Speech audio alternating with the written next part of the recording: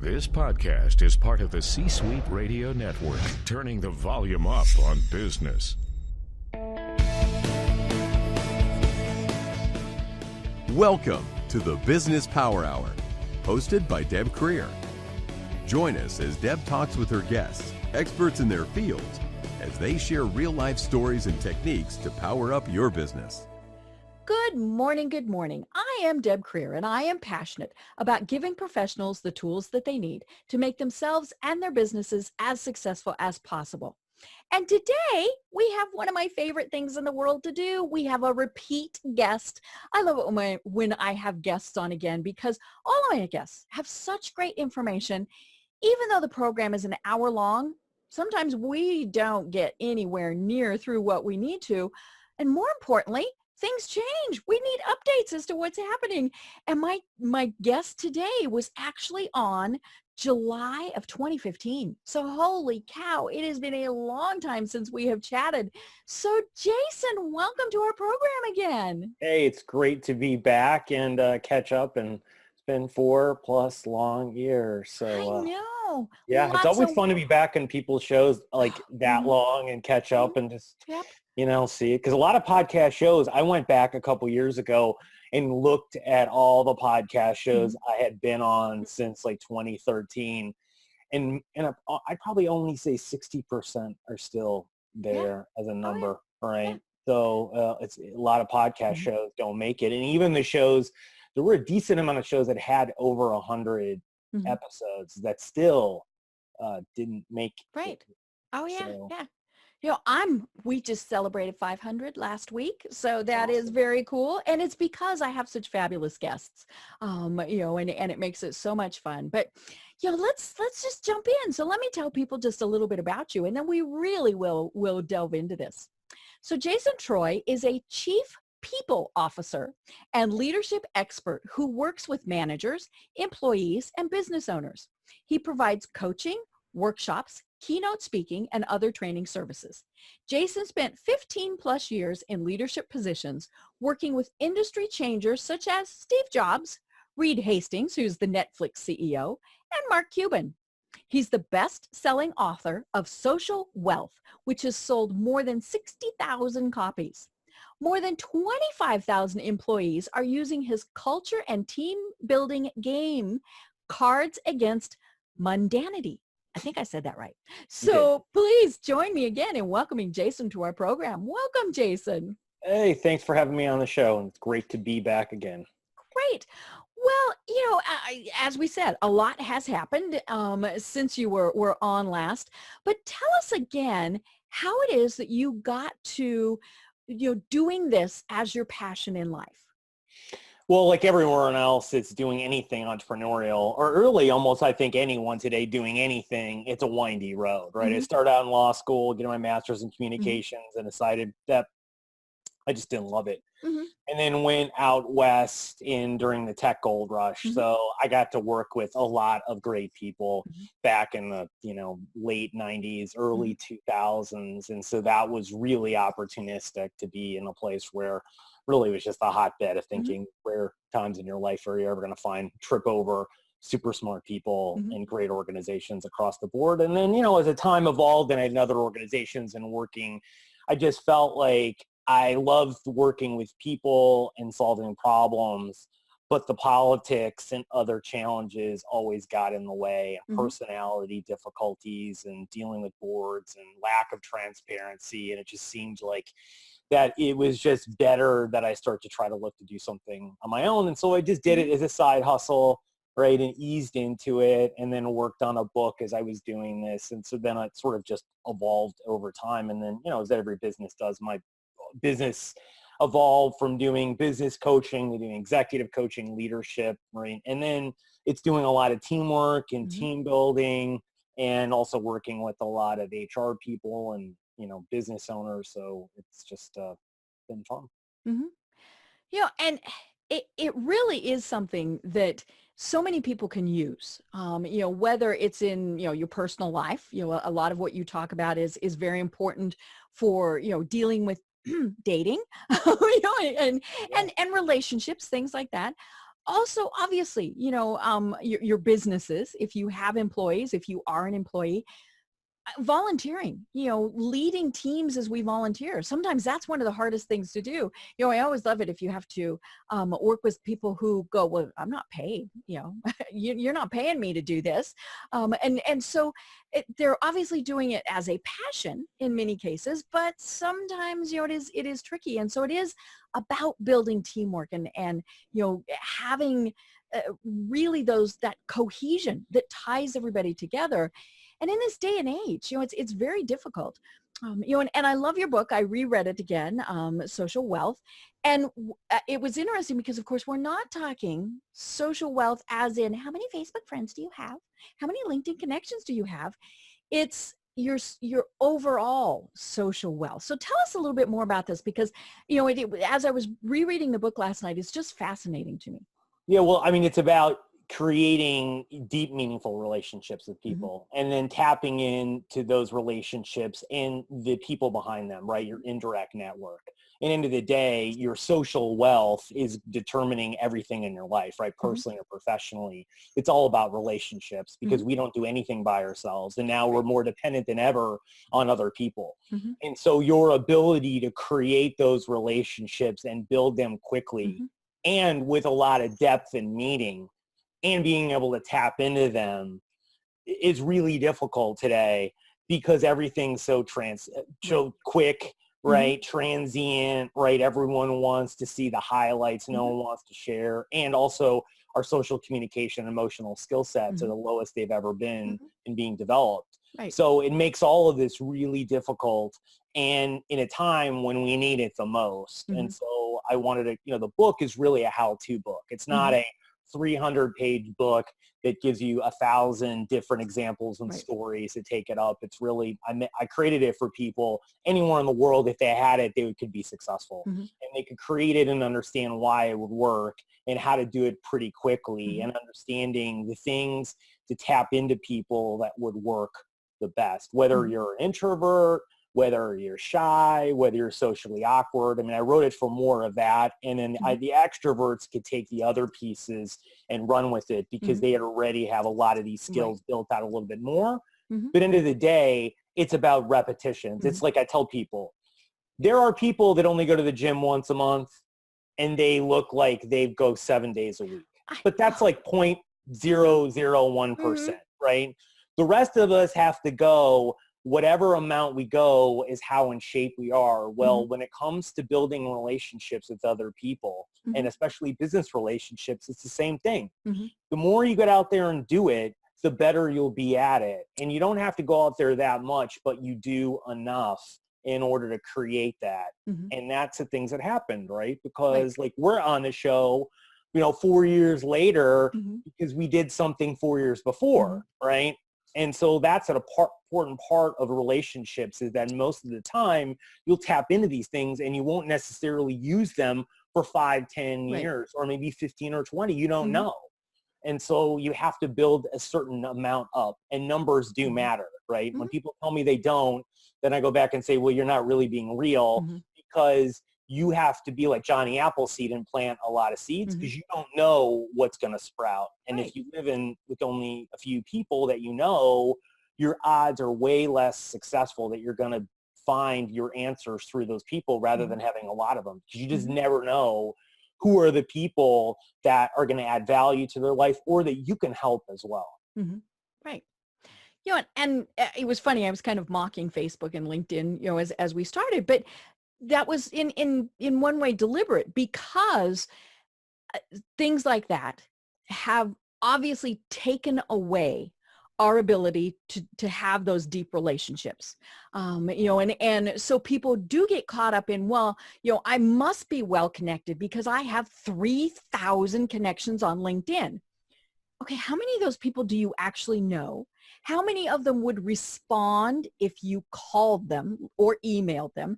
And that number really is probably pretty small. So, we get caught up in this trap of, we can sit at our computer and build relationships when we're really not building relationships. Yeah, those are great. And those are obviously tools that are part of this, because Yes. we've all made great connections from our Facebook friends, from LinkedIn connections, all of those various things. But it's just a piece of the puzzle. It is. And the point of all of those online mediums is to get them offline. Right. And that's the problem. Mhm. People don't understand that, Mm-hmm. right? So when you make a LinkedIn connection, right, and I have people like, I'm going to go to Atlanta another month. Well, and probably in a couple weeks, I'll send out meeting requests to meet with people, right? Mm-hmm. And grab coffee with them, because if you can't put face to face, it's hard to make it real. Mm-hmm. And so a lot of the times when you're making LinkedIn or other people, there's a small fraction of those people that you're going to meet with, and not necessarily because of anything you're doing. It's because they're not using the medium right, Mm-hmm. and they're unwilling to meet for a lot of other reasons, right? So it is a numbers game even on there, because your percentage of getting people to even have a conversation with you, even if you didn't discuss business and all you discussed was other things, it still would be low. Right. Right. Right, because most people, they look at it as having these connections as having some value, when the reality is the value is zero until you meet face to face or have a real conversation, and then there's something being created. And I think that's the problem that's occurring, is people have a false sense that they actually have something when they really don't. And so that's why you have to start getting out there and accessing it, right, and utilizing the tools, but then getting them in person and building their relationships. But if you get them in person, now the question is, well, what do you do? Right. Because you have very little time, right? Because at the end of the day, when you meet with someone in that interaction, you have to take that relationship from a point of either being zero, or maybe someone's a little skeptical, right, of going in it, or they could be a lot really skeptical, right, wherever they are. Yeah, they're going the whole time, right? You don't know, right? So you have to take that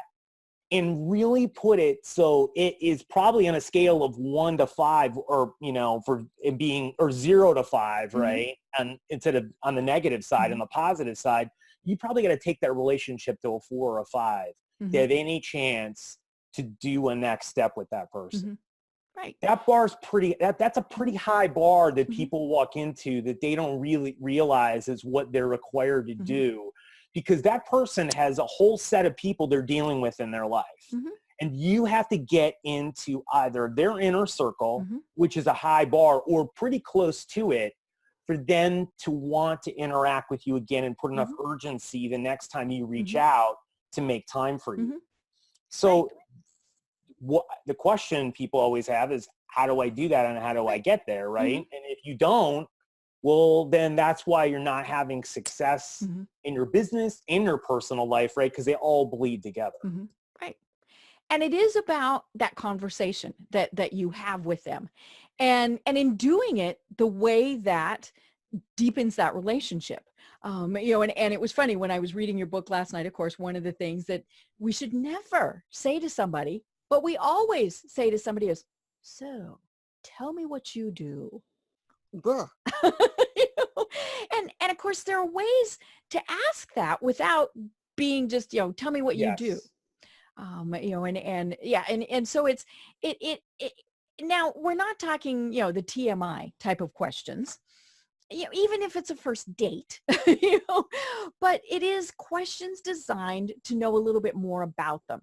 And I loved in your book how you were talking about some of those, and, you know, whether it's that you're actually having coffee with them, or maybe it's just, you know, you're at a networking thing, and they're fun things to talk about that are, you know, and to ask them that are a little bit different. So give us some of those examples, because again, I thought I really liked them. Yeah, so I mean, I like to ask people, so what are you most excited about in your life right now, right? Like, what future fun do you have coming up that you're really excited about in your life, right? If you could do what's on your left on your bucket list? I mean, I love to ask people questions that get them to talk about the things that they really care about and the things that they love. Because they're most passionate about those things, and we don't know if that's about their business. And usually when there's other stresses attached to it. Right. It also looks like you're fishing to try to get something from them. And that puts people on the defensive really quickly. But when you talk about something that they're not used to having people talk about, which is the things that they're really excited about in their life, and start asking questions about those things, you can have a lot of fun with that and really get to know them and learn a lot of information that you couldn't normally learn. Right. And the most important thing in that conversation is for you to talk 20 to 30% and then 70 to 80. Yep. Because they'll never They're listening. Right. Because the problem is no one listens to anyone. Right. So you'll stand out immediately by saying almost nothing. Right? You don't have to oversell or tell people that, because enough people are doing that. And so you're just one amongst many. But if you really get to know them, all that information can be really useful in further conversations, either personally, right, and professionally as you're interacting with them. But you have to get to know the things that they really care about and they're most passionate about, right, in their life. And I like to ask those types of questions because that's really what they're going to start to answer, right? Or even if you ask them, so what are you most passionate about right, in your career, right? And then they're talking about the aspect of what they do that they really love. And if they do that, you're going to know what they do, right? You don't, because if you ask them a typical interview question, here's what happens. When they do that, in your brain, in the background goes off this little voice that says, oh my God, another boring conversation from someone asking me interview questions. Let me go to sleep. And you literally go on autopilot. And people don't even remember what they tell you, right? Because they're totally checked out and they're starting to think about other things. And when you do that, you've completely lost them. They have no interest, and the ability to reel them back in, even if you ask the right questions, is extremely low. Because I asked people what goes on in their head when I wrote the book, and asked thousands of people as I interviewed them, and really asked them what made them really stay engaged and what all had happened, and then sort of pieced it together from there, and the things that I had been doing and asking. And that's really it, right? So I think when people start to think about it like that and ask themselves, well, what are the questions you'd love someone to really ask you if they could read your mind? They would be questions like that, because that allowed you to actually share the things that you want and would give you an opportunity to talk about what's on your agenda and what you cared about, not what the other person wants to talk about or how they want to shape the conversation. Right. Yeah, and it's funny, as you were talking, what I was thinking about was that we've so ingrained in ourselves that, especially in a business setting, we have to talk business. And so we have to ask, tell me what you do, to, all of those various things. And what we have done is we've lost the art of just the small talk, the banter. I love in your book you talk about banter, and I was thinking, I don't know about some of those, but yeah, and that really is how we start to develop trust and build those relationships, is that small talk, and one of the questions that you suggest is to ask somebody, so what are your plans for the weekend? And because it's probably not going to be business. That might be, but all of those little things, and it can be something as simple as, oh my gosh, I love that tie. Where did you get it? Maybe it was a gift from their child, from their father, and then you get to delve further into that. And if they don't want to go that far, I mean, you can tell pretty much right away. You'll get the little body language thing. They'll start doing the, gazing off and, looking for someone they know, all of those, which just, that's fine. Then you move on to the next person. If you get resistance, you'll know. But it's better to start asking those types of questions and having them, because you'll start to dig deeper. Right. And what happens is you actually dig way deeper into the person, right? Because if you talk about business, everyone's going to keep you very surface level. Right. And they're waiting to be sold to. Yes. And that already puts the defenses up. And your point is you want to get deep, right? So if you say to someone, oh, I really love that tie, and let's say they just said, oh yeah, I just got a great deal on the tie, then you could say perhaps you have something, oh yeah, well I got, a bracelet, a necklace or something like that from, one of my kids on like Mother's Day or my birthday, and it was really special because it's my birthstone, right? What that does at that point, that allows you to be vulnerable and open up. And what happens then is that then it makes safe for, it tells the other person it's safe for them to share, right?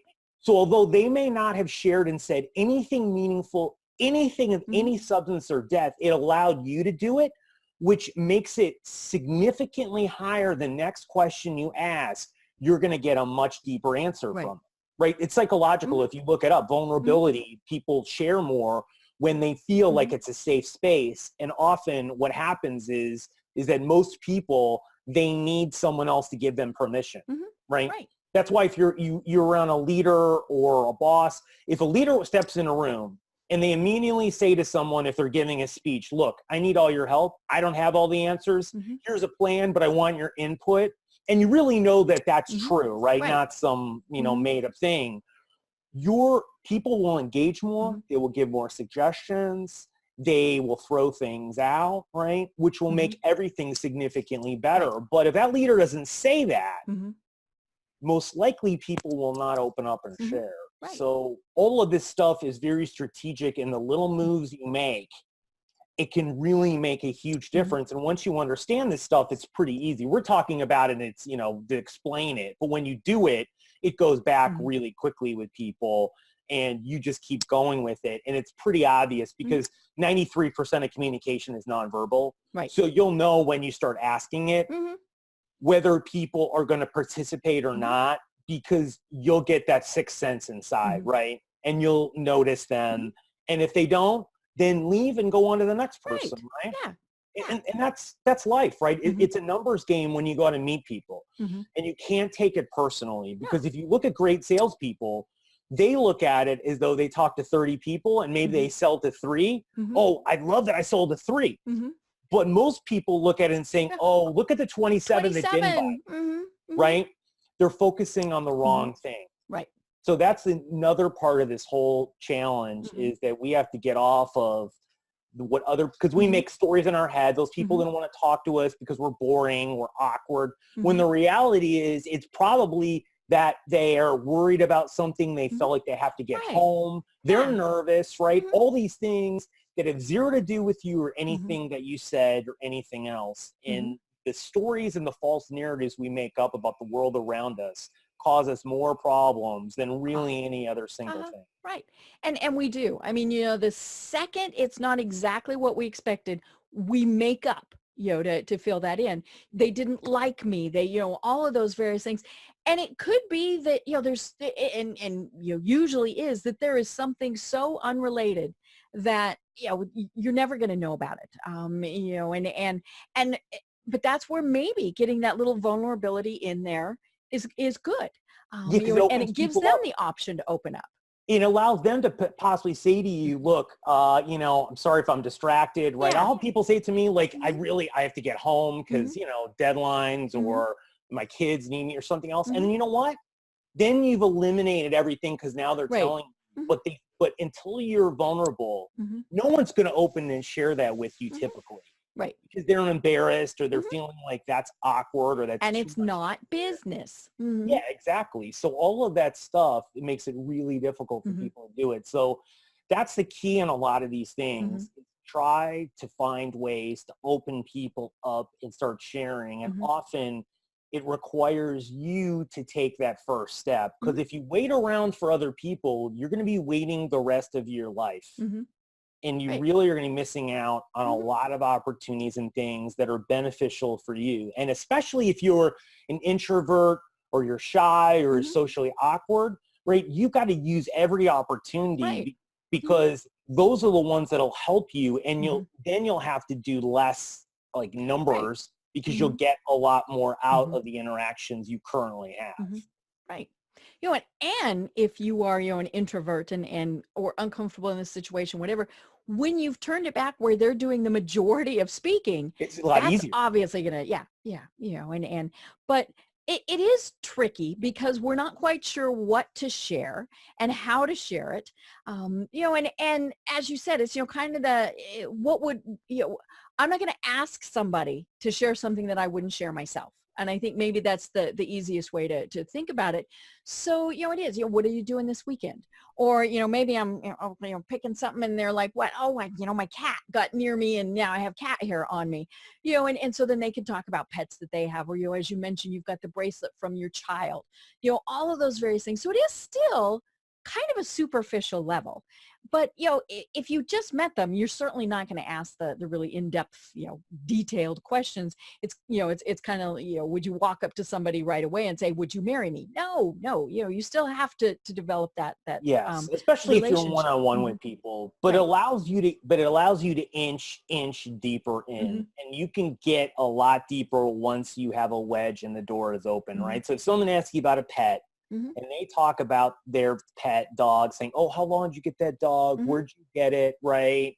Is that your first dog? And that is very an emotional attachment, and they'll start to open up more and more and more, and you'll get much deeper with them. Right. And so it's a way in for you then to pivot off of that topic and ask them other things, and then move really quickly, right? So it's like you've got to crawl before you can walk, before you can run, but you can do all three in one conversation and do it really quickly. So those people are thinking, oh, it's all about small talk. No, it's that you have to spend a little bit of time opening people up and asking more questions to start getting deeper. But you can get pretty deep with people pretty quickly, right? Because we've all done that. We've all met someone within 5 or 10 minutes and we felt like we've known them all their lives, right? And we've had those moments, right, where we've connected with people on a much deeper level. But those are challenging because they really don't happen as much as we'd like them to. So we just have to find ways to get to that point. Right. And then of course, what's critical in all of this is the going forward part, and remembering what they told you. And maybe you can remember, but for most of us, we need to write it down, and then using that in the future as a way to stay in touch, all these various things. As we were talking about this, I was thinking about yesterday. So a lot of people who know me, especially if they are my friend on Facebook, know that I have beagles. We raise beagles, we show beagles, all these various things. And so I talk about them every once in a while, or sometimes maybe more than every once in a while. But yeah, people know that I have beagles. Yesterday, 3 people on Facebook sent me the exact same video about a beagle. And, and it was just, hey, I saw this, I thought it was cute, and so that gave them a way to have contact with me yesterday. Yes. And whether it's a business thing where you're just like, oh my gosh, I remember that you were talking about, this new trend in iPhones or whatever. It's a way to reach back out to people. And, and I think that's very important because it's not just let's meet them, let's get their business card, let's get their phone number. It's now what the heck do you do with it? Yeah, you have to stand out some way. And anytime you can get a wedge to open the door, you have to use it because you never know where that's going to lead you. And that's the great thing about creating these relationships, right? And it's the same thing in business as you're meeting with potential clients, with customers, if you're a solopreneur, a small business owner, right? All of these things about building relationships with the people you work with, right? And the people you interact with. And the people in the world around you. And the deeper and the more meaningful you can create those connections and the faster you can do it, right? That's where the magic lies. Right. And that's where the challenge is today, right? I was reading stats, a bunch of research as I'm doing a lot more speaking or my fall sessions over the summer, and that soft skills now, 92% or more of organizations look at them as the most important skills over hard skills. Right. And they're much more difficult to obtain. And they're worried about creating a workforce of the future based on acquiring those skill sets. And if you looked at LinkedIn's talent assessment, almost all of the top skill sets are all soft skills. Right. And they're all more difficult because you have to experience them. Hard skill you can learn and apply. It's not the same with a soft skill, right? So those are the ones that you need to acquire because those are the ones that separate you out in business. Right. And so if you practice them, you don't get better at them. Right. Yeah, and it's just like a muscle, you don't just start lifting 200 pounds, you have to work up to it. Now, I'm never going to lift 200 pounds, but 20 might even be a challenge. But yeah, you do have to, and things aren't always going to go right. I mean, that's the thing to remember too, is, we're going to stumble, we're going to fall, but it is making that little connection. I remember when I was teaching people how to do interviews, and interviewing skills. One of the things that somebody told me that I liked that then I passed on was, you're in an interview with somebody, and it only works really if you're in their office. Look around. What is there a photo, a something in there that's personal? Maybe it's a picture of their child at a soccer tournament, and then you can say something about that. And then, since you're always supposed to send a follow-up, you can say, good luck to your daughter in her soccer tournament this weekend. Those little things, because most people won't do that. So it's exactly as you said, it's going to set you apart when you do that. Yeah, and it makes a huge difference on what goes on with other people. And when interviewing, my own clients, I help them do behavioral questions. Mm-hmm. And most of the interviews are set up like that. And they have hard skill sections. And as I write out the interview scripts for them to use, now that we're using behavioral ones, almost all of them across the board say the same thing. Mm-hmm. The people we used to hire, we will not hire now. And our retention rate's going up, and we're hiring better employees because we're better understanding their behaviors, their values. Will they fit into the culture that we have? Not being that they're all mini-me's, but will they support the people around them? Do they value teamwork, right? Are they on the same level all of us are at? And it eliminates a lot of the problems, the issues, the back talk, right? The gossip. Right. And you filter all of those people out by asking them really hard questions about their behaviors, right? And things that they value, right? And challenges in their own life. And create opportunities, because people never get asked these questions. So when you're at an interview, it becomes really difficult to answer them because you're used to answering, okay, what are your greatest strengths? What's your greatest weakness, right? Right. But if you ask a question like, so tell me a time you had a conflict on a team. Right, in your last position. How did you deal with that conflict, and what was the outcome? And walk me through the process. Well, that tells you a lot about the person. Right. Tell me about your top 3 values and why you picked them. Right. Tell me what teamwork looks like for you, right? And how did it work in your last position? Right. Yeah, and you, as you said, you're getting to know them at a much deeper level. It is a little tricky, especially in a job interview situation, because there are, obviously questions you cannot ask people. Yes. Your office might be very family oriented, but you can't ask someone about, well, so are you planning to start a family soon? No. No. But, there are ways that you still can, can ask questions without crossing those lines. And let's be honest, that is sometimes where social media does come in handy, because you could research them in advance. I tell people, if you have applied for a job, your first interview is what they find online, and if they like that, then you'll be brought in for an actual interview.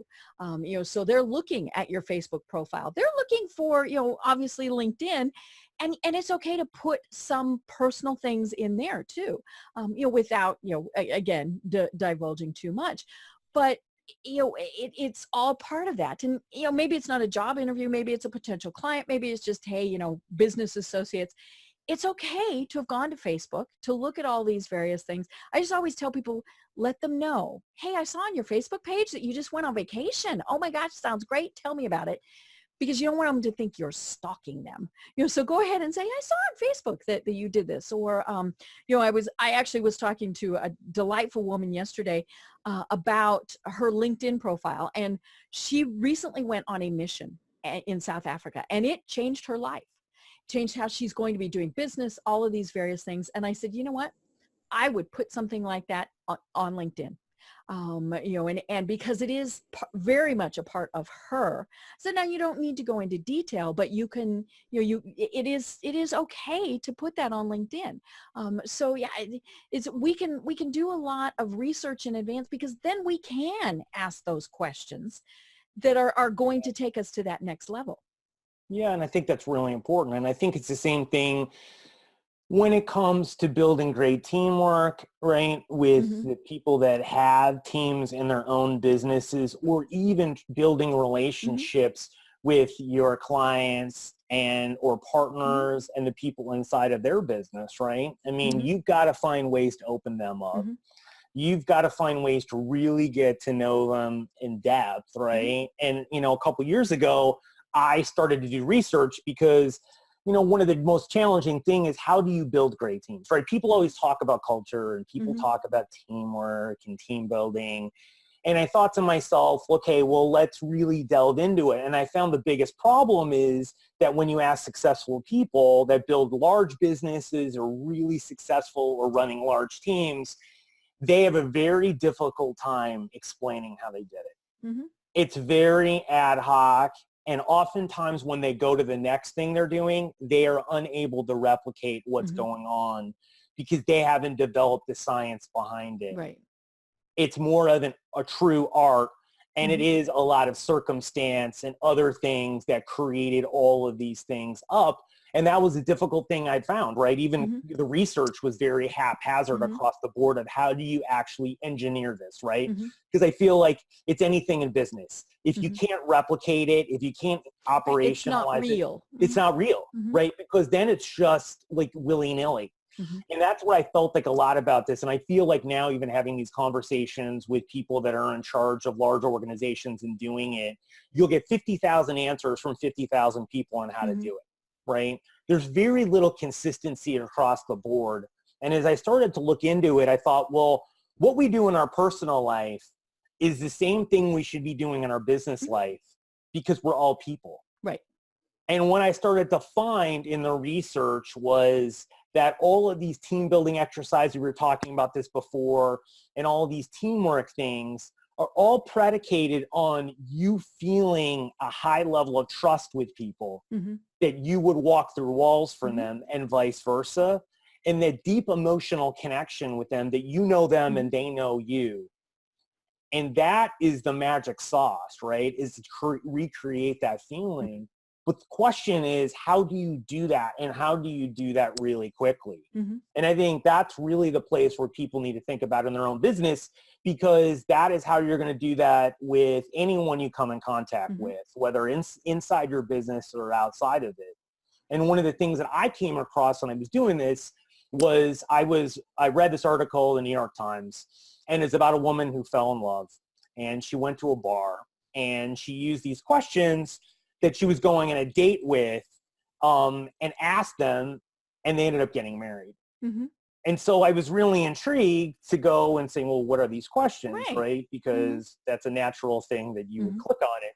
So I read this study by Professor Arthur Aaron back in 1997, and he was trying to build interpersonal closeness between people. So he got graduate students together that were complete strangers and didn't know each other, and had them sit down in front of each other. And he did various exercises. And one of them he did was he had them ask 36 questions, and they were in blocks of 12, and they became more vulnerable as you went through. And then third block of questions, one of them was, tell me 3 things that you like about me, which over 45 minutes, that's pretty hard, right? You just met that person. And it's one-on-one. So you have to look in them and say things. But what was really crazy at the end of this is they did a pre and post study. And 30% of the people rated the relationship that they just created with a complete stranger as the closest relationship in their life. Whoa. In 45-ish minutes. That means I could take anyone listening to this down to a coffee shop, and I could find a best friend. And I've done it before, and it works, because vulnerably sharing with individuals is how we rocket trust, closeness, right? And that is the secret sauce for all great relationships we end up having. right? Right. And so from there, one of the things that I tested out was, okay, well, it's great if we do it one-on-one, but we talked about this before. The challenge with doing this one-on-one with people is there is a haphazardness, meaning that the other person may not reciprocate or go as in depth, right? And that could cause a whole host of challenges of that allowing you to open up. Right. But my question was, how would this work in a group, right? Because he did not do a group setting, and actually I reached out and asked him, and they just wasn't something that he was testing on. And so I got a group of people together to test this out, just a Tex-Mex restaurant, and I used his questions at the time, and I went through 12 of them, and I was pretty shocked to see what people were willing to share. And all these people, I did not know any of them. They were not Facebook or LinkedIn connected, and I got someone else to invite the people along. And then I wanted to leave after an hour and going through a third of them, and people were really demonstrative and like, we want to play the rest of these questions. And so I sat there for 3 hours going through this. And I thought to myself, like, this is pretty incredible. These people are sharing things that I would never, like, I think to myself, like, I don't think I'd ever share this in front of other people, right? And they were just openly sharing it almost with no filter. And I was extremely surprised. And so then I did it with 2 other groups in the same situation in the next few weeks, and the same things happened. And I started to realize that the secret sauce in life is vulnerably sharing in groups. And when you can get that, that's really where the magic happens, because you connect with people on an experience and an emotional level. And what you can do in a very short period of time is take someone who is a complete stranger and put them in your inner circle. And they will then treat you as though you are in that place. Right. And that's where the magic lies for all of us to do it. And if we start to do that with questions, then I created a game, Cards Against Mundanity, that I ended up creating and using it in teamwork and in my speaking. And it's pretty magical when I go out and do this at conferences, because I put people in small groups, they don't know each other. And then I'll ask a question to them after they play it for, you know, maybe 15 or 20 minutes at the most. I'll say, so how many people at work could answer these 4 to 6 questions that you went through and know the answers that you would give? Like, no one raises their hand almost ever. And I said, that's the problem. The people you work with know very little about you. And how can you do your greatest work if no one knows who you are and your likes, preferences, experiences, heartbreaks, and achievements? Right. And let's be honest, you know, even if you're married, in a relationship, you know, whatever, you may still spend more time every day with the people that you work with, you know, because we're going to take out the time that you're asleep, you know, so you're with that person while you're asleep, but you're not talking to them. And so the time that you're actually interacting with someone is probably in many cases much more with the people that you work with. And so when we're just in our little cubicles, our little boxes, and we're not interacting with people, you know, you can't build trust. You can't. Now, you know, it's tricky because, you know, you still have to do your work, you know, and that's what a lot of your bosses are going to worry about, is that you get so carried away with being friends and sharing that you're not getting the work done. No. When it's done right, you're going to do the work better. Yes, you'll be much more efficient on what you're doing too, and effective. And the problem is that lack of communication, right? Costs, they looked at studies per employee per year, anywhere from $4,000 to $10,000 on miscommunications and misunderstandings. So when you alleviate all those things, you're much more efficient in the things that you're doing. So you have more time. And plus, if someone's at work 10 hours, they're not working 10 hours straight anyway. So for us to have that chatting at some point. Yeah, they're distracted, or they're not doing it. So to believe that that's the case, and I rarely ever see that be the case, right? The only time you see that is actually the opposite, when people are gossiping and they're complaining. And that's when they're really wasting And that's when time. you've got a problem. That's when you have the problem, right? That's when you have lack of trust and lack of transparency. But that's how you have to do that with people. And if you don't create that, that's why the reason is that this is so important, is because we need the connection and belonging more than ever living in the world we are. And work is where we spend most of our time. So if we don't have it, when people talk about finding their purpose or creating an impact What they're really saying is I lack connection or belonging at work and understanding why it matters that I show up. Well, the first place it matters it shows up is to the people around you, right? Because the reality is I talk to people that are manufacturing nails and hammers and other things like that, and they're excited about it and because of the people and the culture. But you talk about people that are in medical fields creating drugs, saving people's lives, and I've talked to many of them who feel like it just doesn't matter. Right. So it really isn't about the organization and what they do. It's more about the people that you're around that will create that feeling and will create that purpose. And I feel like a lot of times we're looking at the leaf on a tree and not the root. And so the first thing you do is really look at those relationships and find ways to really dig deeper and create them. And the first way is just to start and ask questions and do it in a group, which is the fastest, quickest, easiest way to do it. Outside of that, it's chance. And then that's why you have the problems that you have with people is because they don't know you well enough. And the people that know you well enough communicate better, collaborate, resolve conflicts, etc., with you significantly better. And they're willing to take leaps of faith with you. They're willing to, work with you on failures and mistakes, but other people aren't. So all of those things require you to have deep, trusted relationships with every single person. And if you don't have them, you have to go back to the drawing board and create it because your success is dependent on those relationships. Right. And in a business setting or, volunteer group or whatever it is, you go, you do your job, you do, and that's, that's what they want. But when you have connected with the people around you, you want them to be successful too. So then it's going to up your game for doing your job better.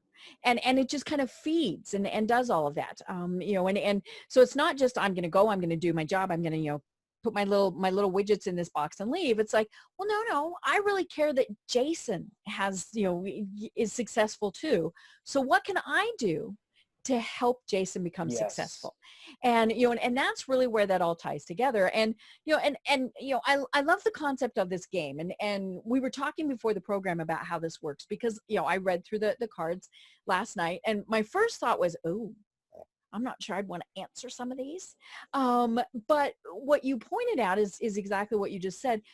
When we're in a group, it is easier to share, which is kind of bizarre, but it's kind of like, well, we're all in this together, so it's okay that I answer these. And then one of the most important things, if not the most important thing, is that the leader goes first and kind of sets that tone.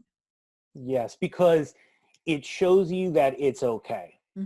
Because they wouldn't do it otherwise.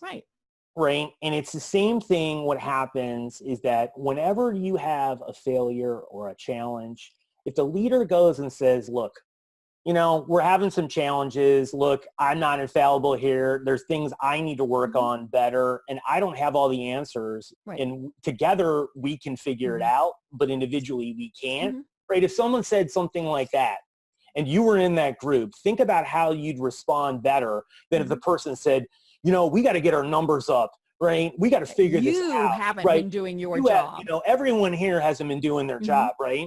Okay, well, the second way, most people would sit back in their chair and recoil. Well, and you wouldn't give answers. And the answers you give, you'd be certain that they were right. Well, heaven forbid you try something different. Yeah, right. So that becomes a challenge. But the first way opens people up. And so when you do this, that's where the magic starts to happen because now people are willing to throw out ideas, brainstorm, help each other, bring out the best in each other, support each other, go the extra mile. And that brings us back psychologically in our head to the team we've been on, either personally and professionally, that's been the best team we've ever been on, right? The best group of people, whether it was in school, whether it was in an activity, where it was. And the feeling you had, what you could do, the connection. And if you could build that in every single aspect of everything you did, imagine how much more successful you could be, right? Well, the reason is you trusted those people implicitly. They had your backs. You knew they would be there for you. They knew you'd go through walls for them and vice versa, right? You set that up. So really, there was no impossible goal or anything that you couldn't accomplish, or you would go all in And wherever happy, you'd accept it and move on. Mm-hmm. Right. Yeah. Even if something didn't go right, okay, then you learn from it and you move on. Yeah. But you don't do that if you don't create that. Right. And the first step is getting to know people mm-hmm. on a much deeper level and understanding mm-hmm. how they tick, because what happens otherwise is we try to predict, mm-hmm. analyze, and it's like we put the guesswork in teamwork. Mm-hmm. And the problem with that is that we guess wrong almost all the time, mm-hmm. right? We think people want one thing when they mm-hmm. really want another, mm-hmm. but we never ask. Right. And we never dig deeper. Mm-hmm. And that's where mistakes, that's where miscommunications and misunderstandings happen. And that's where they say like 70% of cross teams are dysfunctional, right? Most teams are. And all people, mm-hmm. business leaders and business owners say that poor communication mm-hmm. is the root cause mm-hmm. of why things aren't going as well as they. Right. Well, and then it makes it really easy when something does go wrong to play the blame game. Because if I don't care about you, I have no problem throwing you under the bus.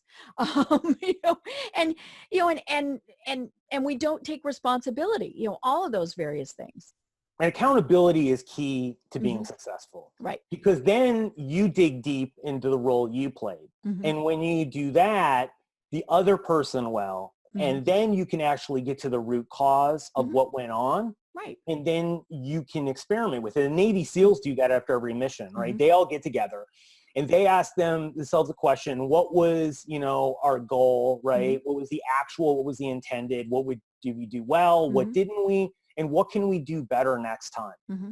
And even if it went perfect, they know still improve. You could still improve, right? Mm-hmm. That's the reason why that they consistently are, one of the greatest teams out there, right? Mm-hmm. Because after every mission, every mm-hmm. team does the same thing, right? They don't deviate. And mm-hmm. it's not about being right. It's mm-hmm. not about being wrong. Mm-hmm. The important thing is, did we learn our lesson? Mm-hmm. What's our takeaway? Mm-hmm. Implementing it and not making it again, right? Mm-hmm. And that is a critical thing that we can all do in every aspect of business, is to be able to sit down and go through that, because mm-hmm. that makes us accountable, and it requires us to get better, requires us to learn, put forth effort, right? And mm-hmm. that is what makes things go better as a group. But you're not mm-hmm. going to do that if you don't have those relationships with people, because you don't care about the accountability. Right. And you don't care about bringing out the best in other mm-hmm. people. And you really don't care about the business, right? Mm-hmm. Because you don't trust the people that are around you. And it all comes down to a question of, do I trust you? And then how much? Mm-hmm. And if it's not a lot, and the answer is first one's not yes, well, then all of this stuff is really a moot point, mm-hmm. because you're never going to be able to create the outcomes that you want, either personally or professionally. Mm-hmm. And you're going to be lacking all the time. Mm-hmm. Right. And you might get it done, but it's not to that next level, and I mean, and we've all been parts of those teams. Well, we met our goal. I don't understand what the problem is. We met our goal. Okay, well, why didn't we exceed our goal? And things like that. And that's a great thing. I was at a conference and someone was talking about, I won't mention the company, and they sold the company at like $5 billion. Mm-hmm. And I was going to go up and waiting in line, and I didn't get there. And I was about to ask the CEO the question, so why didn't the company grow to 10 billion? Mm-hmm. And to see what he said.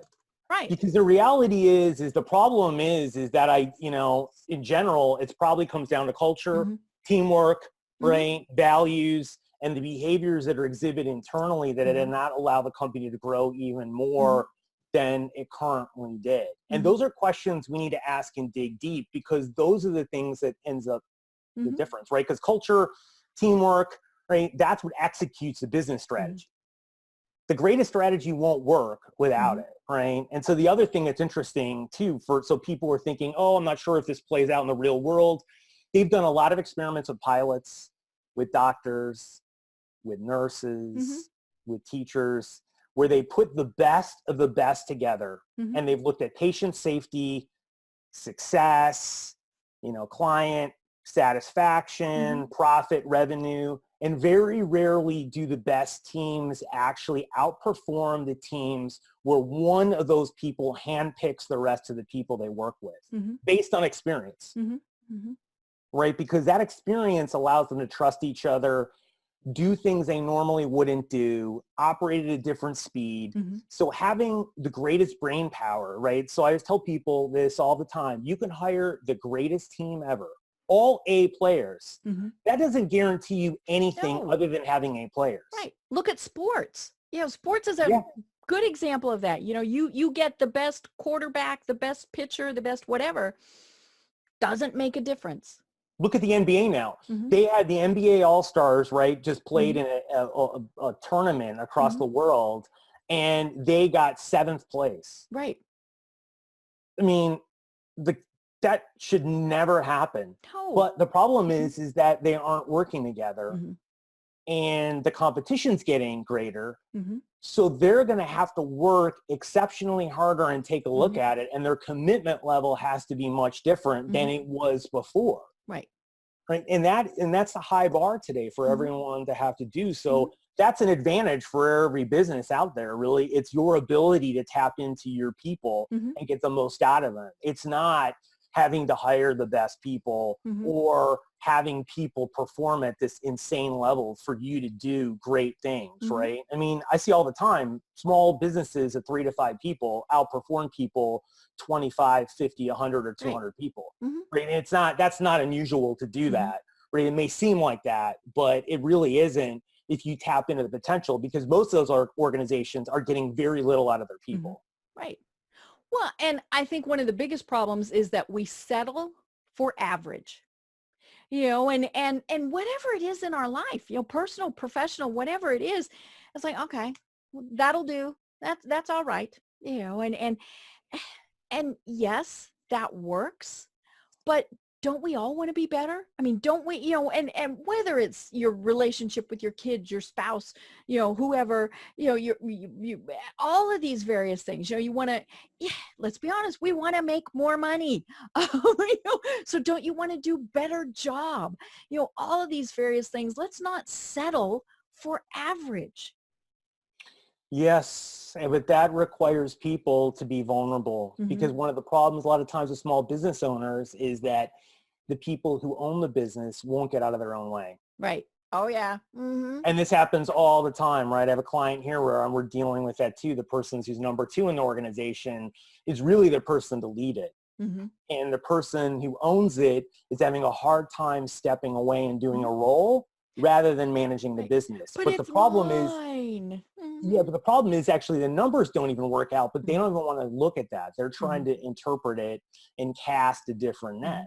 And so often, right, not being vulnerable and not staying open, that's exactly what happens, right? You don't really do the best because you're too afraid to actually have an honest, real conversation. So you either avoid it, hide, or try to cast a different narrative on what's going. And so these are things that are really critical to doing your best work and creating an opportunity for everyone else to do their best work. Otherwise, people will leave and quit or just come in and treat it like some transactional thing that they're doing in their life, and that doesn't serve anyone. Right.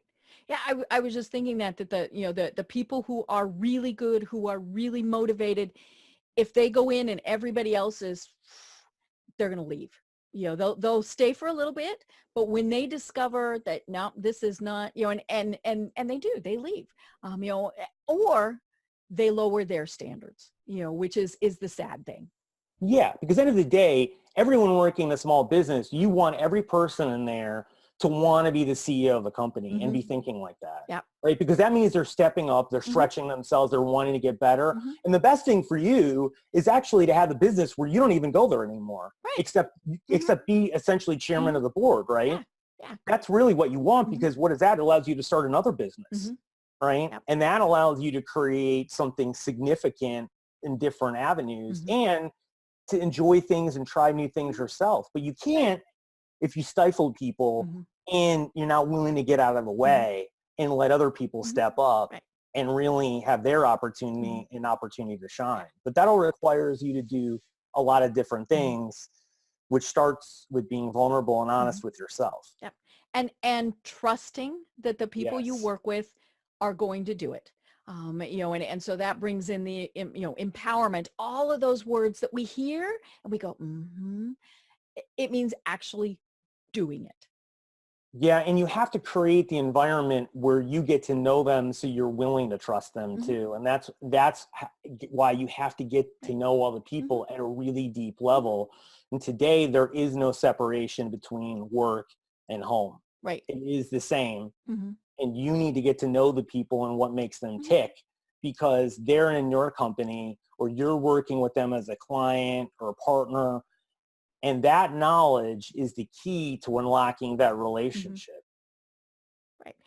And if you don't trust them, if all of those various things, then it's time that they go on to something else. Do them the service of letting them find something that's going to work better for them.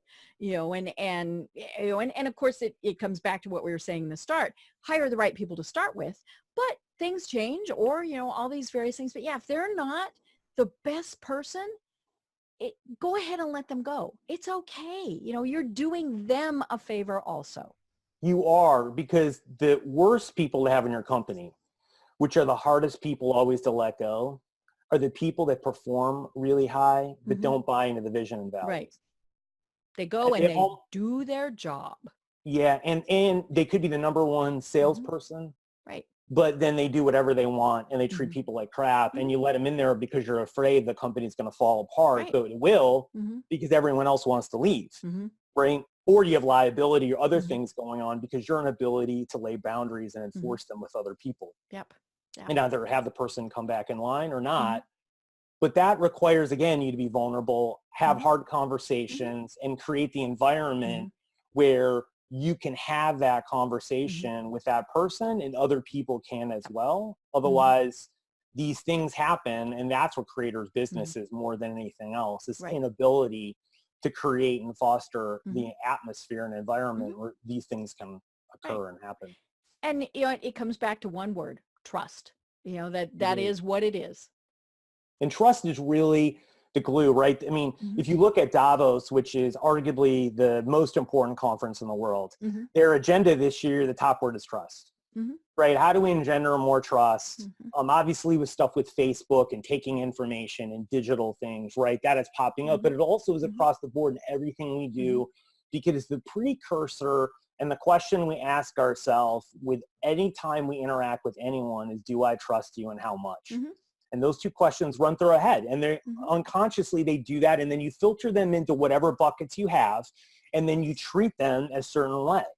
And so if you don't pass the trust test, if you don't pass that sniff test, you're done. There's no other recovery for you. Right. There just isn't. Rebuilding trust is really hard, and it is strategic, and it can be done, right? And it can be done quickly, but you have to spend a lot of time doing it. It's just like people may have seen people in their personal lives that have marriages that have gone on the rocks, and then they've made them great, once again. Right. But the requirement for them to do that was extremely high, and it was consistent. It was a lot of effort, a lot of emotion, a lot of things were gone into that. Well, that's the same thing in every relationship, including business. Right. Right.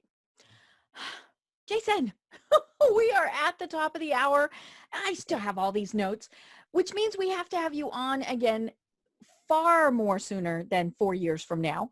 And so, because, I mean, we didn't even talk about any of the questions that you asked during the game, all of those various things. So we'll definitely have you on again. But in the meantime, how do people find you and work with you? Sure, you go to my website. It's jasontreu.com, and you can go there as coaching. I do workshops in leadership management and teamwork and team building. You can get the game Cards Against Mundanity there, or book Social Wealth on Amazon. And and so there's a lot of ways to reach out, ask any questions you have from this interview or things. Always happy. I get a lot of questions. Cool. And Treu is spelled T-R-E-U. T-R-E-U. Yeah, it's Jason, Treu.com. Yes, my ancestors came over from Germany and Austria, and they did not change the spelling or the pronunciation because they thought it would be funny, right? And then I went back over 15 or so years ago to Germany, and I thought, wow, this is going to be great. People are going to pronounce my name right. And so I walked in the hotel in Frankfurt and checked in, and they said, welcome, Mr. Treu. And I always remember that because then I was really mad, and I was like, do you not know this is Troy? And the good thing is I got worked up, but I got upgraded to a suite, so I can't really complain. I love it. They were really upset that they did it. So I used it. But everywhere I went there, they pronounced it wrong, and I just gave up. I said, if they don't pronounce it right there, I'm done. Yeah, I love it. I love it. Well, what is a final thought you would like to leave everyone with? I think the key thing is you got to invest in teamwork.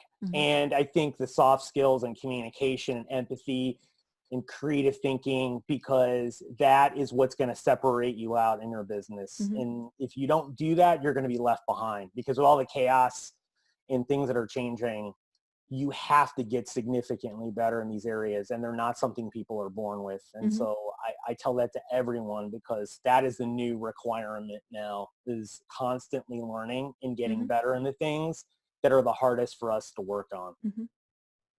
Great. I love it. Well, we will definitely do this much more quickly than 4 years from now, because there are so many other things that we need to talk about. And this is a very important discussion. I think that's one of the keys is, we can talk about, building your business, direct mail, websites, even interpersonal things. But if we don't have the right team around us, it's not going to matter. Personally, professionally, all of those various things. And so how do we get those teams? So Jason, we will definitely do this again. I look forward to it. Great. Well, I am Deb Creer. I've been having an absolutely fascinating discussion with Jason Treu. And until next time, everyone have a great day. Thanks for listening to the Business Power Hour, hosted by Deb Creer. Join us next time for more real-life stories and techniques to power up your business. You've been listening to C-Suite Radio. For more top business podcasts, visit c-suiteradio.com.